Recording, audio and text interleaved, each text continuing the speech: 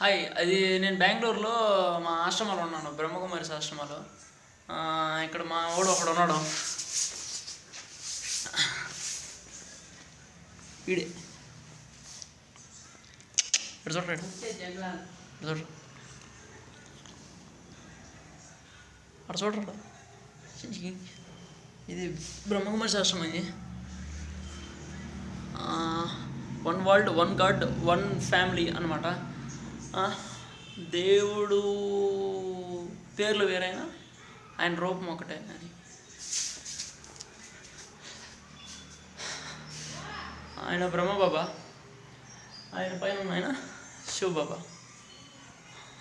నా పేరు, నేను బ్రహ్మకుమారినే, అంటే బ్రహ్మకుమార వేణుగోపాల్, బ్రహ్మకుమార చింతు వేణుగోపాల్, మా ఇంటి పేరుతో సహా.